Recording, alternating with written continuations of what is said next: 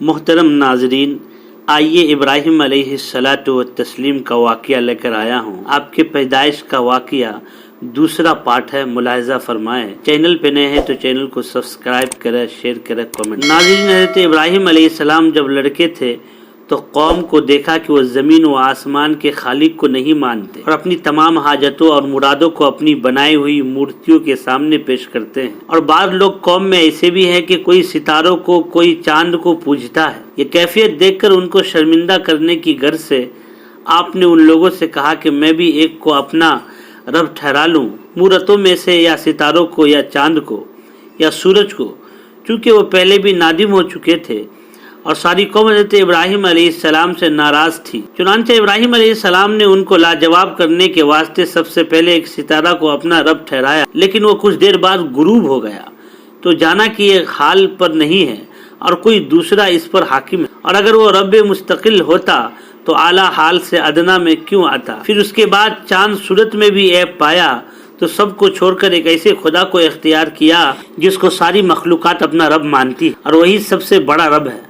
اور عقل سلیم اس بات پر شاہد ہے کہ اپنا رب ایسی ہستی کو مانا جائے جس سے سب کا کام نکل سکے اور سب پر قادر ہو۔ اس صورت کسی دوسرے کو ماننا کچھ ضروری نہیں۔ یہ فائدہ تفاسیر میں مرقوم ہے کہ آزر نے کہا، اے میرے فرزند، میرا خدا تو سوائے نمرود کے اور کوئی نہیں، لعنت اللہ علیہ۔ حضرت ابراہیم علیہ السلام نے کہا، اے میرے ابا جان، نمرود تو تمہارا خدا کیسے ہو سکتا ہے؟ خدا تو وہی ہو سکتا ہے جو زمین و آسمان کو، کواکب کو، جملہ مخلوقات کا پیدا کرنے والا ہو، اور وہ ہستی بلا شریک ہے۔ جب حضرت ابراہیم علیہ السلام نے اپنے باپ کو گمراہ دیکھا تو بہت افسوس کرنے لگے، اور قرآن کریم نے فرمایا، وَإِذْ قَالَ إِبْرَاهِيمُ لِأَبِيهِ آزر إِلَىٰ آخِرِهِ، اے میرے ابا جان، تم کو اور ساری قوم کو بہت بڑی گمراہی میں دیکھتا ہوں۔ باپ نے بیٹے کی یہ بات سن کر کہا، بولے کہ اے ابراہیم، کیا تو ہمارے پاس کوئی سچی بات لے کر آیا ہے یا ہم سے مذاق کھیل کرتا ہے یا کسی اور سے یہ باتیں سن لی ہے؟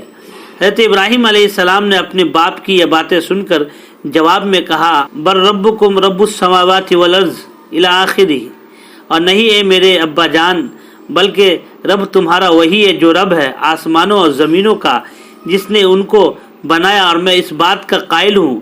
حضرت ابراہیم علیہ السلام کے باوجود سمجھانے اور بتانے کے آزر نے کسی طرح بھی نہیں مانا اور اپنی گمراہی کی ضد پر اصرار کرتا۔ آخر مجبوراً حضرت ابراہیم علیہ السلام نے قسم کھا کر کہا، اے میرے ابا جان، میں تمہارے بتوں کا کچھ علاج کروں گا، بمصداق اس آیت کے کہ اللہ تعالیٰ قسم ہے، اللہ تعالیٰ کے میں فکر کروں گا تمہارے بتوں کو جب تم لوگ کہیں جاؤ گے۔ فائدہ، یہ بات انہوں نے چپکے سے کہی۔ پھر جب وہ شہر سے باہر ایک میلے میں گئے تو حضرت ابراہیم علیہ السلام نے بت خانے میں جا کر سب بتوں کو توڑ ڈالا، جیسا کہ اللہ تعالیٰ نے فرمایا، فَجَعَلَهُمْ جُزُوًا إِلَىٰ آخِرِهِ۔ پھر ابراہیم نے ان کے بتوں کو ٹکڑے ٹکڑے کر ڈالا، مگر ان میں سے ایک جو سب سے بڑا اس کو ثابت رکھا، اور اس واسطے کہ اس کے پاس سے واپس پھر آویں اور اپنے تمام بتوں کو ذلیل و خوار دیکھے اور ان کے پوجنے سے باز آ جائے، اور نصیحت و عبرت ان کو ہو، کیونکہ ہمارے معبود ہو سکتے ہیں جو خود آپس میں لڑتے ہیں۔ حضرت ابراہیم علیہ السلام کو جس قوم کی طرف پیغمبر بنا کر بھیجا گیا تھا، ان میں ہر سال 2 مرتبہ عید کا جشن منایا جاتا تھا، یعنی ایک روز عرفے کے دن، دوسرے عید کے دن۔ ایک دن حضرت ابراہیم علیہ السلام کے باپ آزر نے کہا، اے بیٹے ابراہیم، تم میرے ساتھ میلے میں چلو۔ وہ عظیم الشان میلہ ایک بہت بڑے میدان میں لگتا ہے اور ہزاروں آدمی وہاں جشن میلہ میں شریک ہوتے ہیں اور بہت اچھی طرح تفریح بھی ہو جائیں گی، اس میلے کے جشن سے بھی واقفیت ہو جائے گی۔ حضرت ابراہیم علیہ السلام نے اپنے باپ کی فرمائش پر میلے میں جانے سے عذر کیا اور کہا، بمصداق اس آیت کریمہ کے ترجمہ۔ پھر حضرت ابراہیم علیہ السلام نے نگاہ کی ایک بار تاروں پر، پھر کہا، میں بیمار ہوں۔ یہ جواب سن کر حضرت ابراہیم علیہ السلام وہ ناراض ہوئے، ہو کر چلے گئے، اور یہ بات حضرت ابراہیم علیہ السلام سے کئی بار کہی گئی تھی، ان کے فہم و سمجھ میں آ جائے، وہ ہمارے ساتھ میلے میں چلے تاکہ ان پر ہمارے عقائد باطلہ کا اثر ہو اور وہ اپنی باتوں کو چھوڑ دے، لیکن باوجود کثیر اصرار پر نہ جانے پر عذر کرتے رہے اور ان کا سمجھانا ان کو سمجھ میں نہیں آیا، اور آزر اپنے تمام ساتھیوں کو لے کر بڑے میدان کی طرف نکل گئے۔ خلاصہ تفسیر میں یوں لکھا ہے کہ وہ لوگ اکثر ان نجومی تھے، اس واسطے ان کے دکھانے کو تاروں کی طرف دیکھ کر کہا کہ میں بیمار ہوں، یعنی ان قریب بیمار ہو جاؤں گا، چونکہ وہ لوگ روز عید شہر کے باہر جاتے اور ایک بہت بڑے میدان میں بتوں کی پوجا کرتے تھے۔ یہ ان کا آبائی دستور تھا جس کو کرنا وہ نہایت ضروری سمجھتے تھے اور اپنے بت خانوں کے معبودان باطلہ کو چھوڑ جاتے تھے۔ بعد میں حضرت ابراہیم علیہ السلام ان لوگوں کے چلے جانے کے ایک تبرک کربت خانے میں جا کر سب بتوں کے ہاتھ پاؤں کو توڑ ٹاڑ کر ٹکڑے ٹکڑے کر کے ایک سب سے بڑے بت کی گردن پر کلہاڑا کو رکھ دیا۔ بت خانے سے نکل آئے اور شیطان ملعون یہ حال دیکھ کر اس بڑے میدان میں گیا جہاں وہ کافر لوگ اپنا جشن منا رہے تھے۔ شیطان ملعون نے ان کافروں کے پاس جا کر رونے لگا اور روتے ہوئے کہنے لگا، تمہارے معبودوں کے ہاتھ توڑ تاڑ کر نیچے زیر زمین کر دیا۔ یہ سنتے ہی وہ کافر سب مردود، سب مغبون و متحیر ہو کر اپنی اپنی سواریوں کی طرف دوڑے۔ انہوں نے چاہا کہ جلد جائیں لیکن ان کی سواریوں کے جانور بھاگ گئے اور وہ ہاتھ نہ آئے۔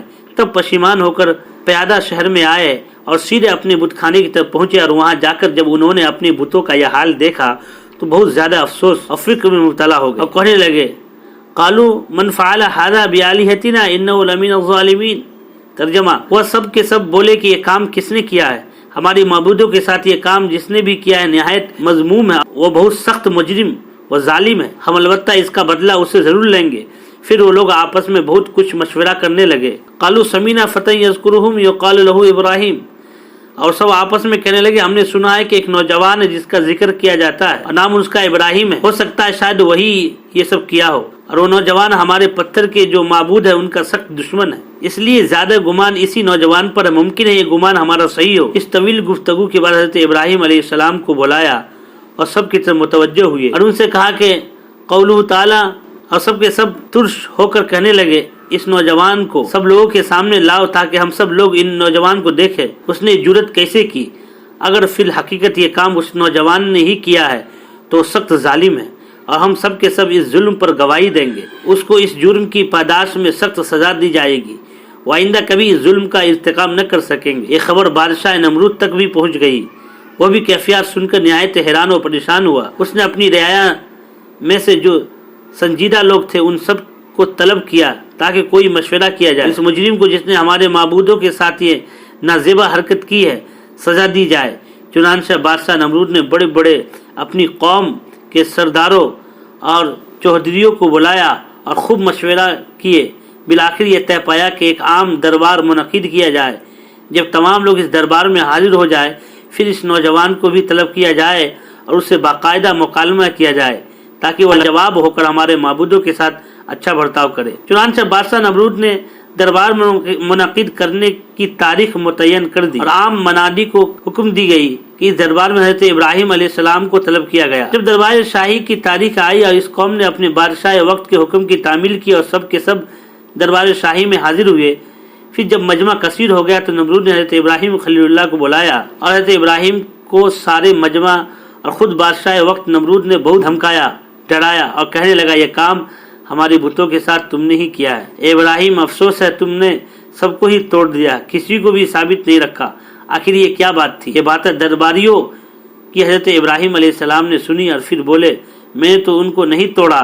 جواب میں حضرت ابراہیم کا جب سنا تو قریب سے ایک آواز آئی کہ میں گواہی دیتا ہوں کہ ابراہیم ایک دن تم نے کہا تھا کہ میں تمہارے بتوں کی فکر کروں گا، شاید تم ہی نے ہمارے معبودوں کو توڑا ہے۔ پھر کافروں نے بال اصرار حضرت ابراہیم سے پوچھا، کافروں نے حضرت ابراہیم سے سخت لہجے میں کہا کہ کیا تم نے ہمارے معبودوں کے ساتھ ایسا کیا ہے؟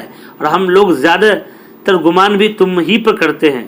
حضرت ابراہیم علیہ السلام برابر یہ لوگ زور دے رہے تھے اور چاہتے تھے کہ خود اپنی زبان سے اپنے جرم کا اقرار کر لے، لیکن یہ کام بذات خود حضرت ابراہیم کا نہیں بلکہ یہ کام تو اس ذات باری کی طرف سے تھا جس نے حضرت ابراہیم علیہ السلام کو رسول بنا کر بھیجا تھا۔ وہ اپنے باطل عقائد پر نادم و پشیمان اور شرمندہ ہو۔